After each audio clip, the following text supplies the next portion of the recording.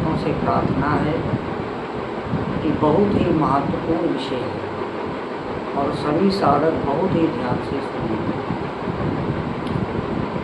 देखिए, भगवत प्राप्ति केवल और केवल भगवान के विरह से होती है।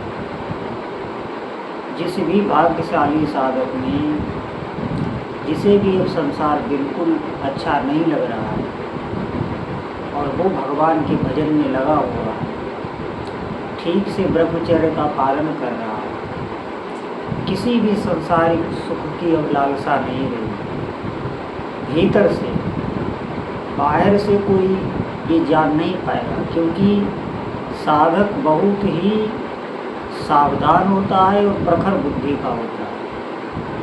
वो जहाँ भी रहेगा वहाँ पे कोई विवाद नहीं होने देगा। ऐसी भक्ति नहीं करेगा कि लोगों में दोष दर्शन करे, या जो ज्ञान हमें हो चुका है वो ज्ञान हम दूसरे में देखें, बात बात पर किसी न किसी को टोकें, दूसरे में हीन भावना, ऐसी भावना उसके अंदर नहीं हो। वो बहुत ही सावधान हो जाता है और भगवत नाम जब से उसकी बुद्धि बहुत ही प्रखर हो जाती है, बहुत ही सूक्ष्म हो जाती है। कोई संशय नहीं रहता, उसे कहीं जाना नहीं पड़ता। आप समझें, कोई भी प्रश्न उसके जीवन में नहीं रह जाता और वो बहुत सावधानी से नाम जपने लगता है। एक एक नाम बहुत सजगता से, बहुत स्वाद से जपता है और नाम जप में ही उसकी महत्व बुद्धि होती है। रुपया, पैसा, धन, मान, बड़ाई, इसमें उसकी कोई भी रुचि नहीं होती। आप ध्यान दें, ये बात भगवान नाम जप से ही आएगी। ऐसा नहीं है कि ये बात महापुरुषों के ही साथ होती है, एक साधारण जीव में नहीं। ऐसा नहीं है। साधना करने पर वही स्थिति सबकी हो जाती है। बात ये है कि हम ठीक से चलें। पहले हम ये निर्धारित करें हमारा लक्ष्य क्या है। हमारा लक्ष्य संसार है, भोग है, शरीर है, कि हमारा लक्ष्य भगवान है। अगर हमें भगवान प्राण प्यारे लगने लगे, अगर वो अच्छे लगने लगे, तो निश्चित आप समझें उनके दर्शन के भीतर एक व्याकुलता होने लगेगी और ये व्याकुलता धीरे धीरे आएगी, एकदम से नहीं आएगी। धीरे धीरे विषयों से वैराग्य होगा, संसार से वैराग्य होगा और फिर इसी नाम से भीतर एक व्याकुलता, एक विरह व्याप्त हो जाएगा। लेकिन ये विरह, आप इसको ऐसा ना समझें कि आप ये विरह सुन के बहुत दुख में हो जाएं, बहुत ही घबरा जाएं। ये विरह बहुत ही सुख देने वाला होता है। इसे महासुख कहते हैं। महासुख, जिस सुख का कोई अंत नहीं है। और अगर हमें संसार में किसी का विरह हो, किसी के लिए तड़पें, तो आप देखेंगे कितना हमारा दुर्भाग्य रहता है कि उस व्यक्ति को ये बात मालूम भी नहीं होती कि हम उसे कितना प्रेम करते। हम उसे प्राण न्यौछावर तक करने के लिए तैयार होते और उसे इस बात का पता ही नहीं। वो आराम से, सुख से, चैन से रह रहा है।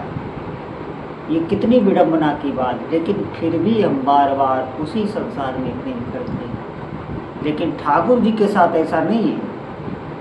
ठाकुर जी के लिए आप जितना तड़पेंगे वो उससे दोगुना तड़पते हैं, क्योंकि वहाँ हमारा सीधा संबंध है। हम सीधे उनसे जुड़े हुए हैं, हम उन्हीं के अंश हैं। ऐसा समझें, अगर हमारे भीतर विरह व्याप्त हो गया है तो वो विरह हमारे भीतर नहीं, वो ठाकुर जी के भीतर ही व्याप्त हो गया।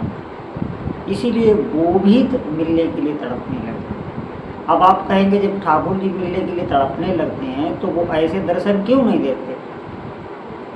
वो पूर्ण हमारी इच्छा पर निर्भर है कि हमारी इच्छा क्या है। जब तक हमारी प्रबल इच्छा ठाकुर जी से मिलने की नहीं होती, तब तक आप समझें वो अपनी प्राप्ति का मार्ग नहीं देते। वो जो भी आप मांगोगे आपको देते रहेंगे, लेकिन अपनी प्राप्ति का मार्ग वो नहीं देंगे। ऐसी धारणा आपकी नहीं बनेगी, क्योंकि वो देख लेते हैं कि इसकी इच्छा क्या है। जब जीव विषयों में ही सुख मान रहा है, संसार में ही सुख मान रहा है और भगवान को नहीं प्राप्त करना चाहता, तो फिर वो ऐसा नहीं करते, आपकी स्वतंत्रता में बाधा नहीं करते ठाकुर जी। वो निरपेक्ष होकर देखते रहते, और ज्यों ही उसके भीतर ऐसी व्याकुलता तड़प आती है तो निश्चित आप समझें वो भी तड़पने लगती है। और ये व्याकुलता कोई साधारण नहीं, बड़े बड़े योगी मुनिंद्र भी इस व्याकुलता के लिए, इस विरह के लिए व्याकुल रहते, भगवान से याचना करते। तो हमें ये बात पर ध्यान रखना चाहिए कि भक्ति का सबसे बड़ा लक्ष्य है कि ठाकुर जी के लिए विरह व्याप्त हो जाए, हम व्याकुल हो जाएं उनके दर्शन की लालसा से, और उनके दर्शन की लालसा आ जाना चित्त में, व्याकुलता आ जाना, तो वही दर्शन है, उससे बड़ा कोई दर्शन नहीं। आप निश्चित समझें ठाकुर जी के दर्शन फिर होने ही वाले हैं, वो आपसे दूर नहीं।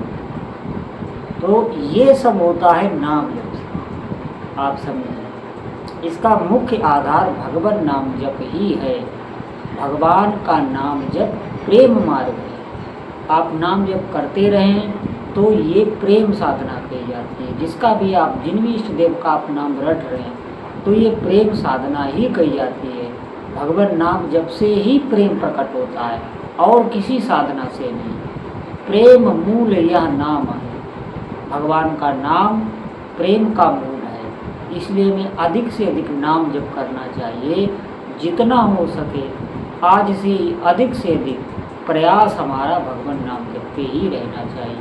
सभी कार्य करते हुए भी हम ठाकुर जी का अधिक से अधिक नाम जप करें। बोलो जय जय श्री सीता।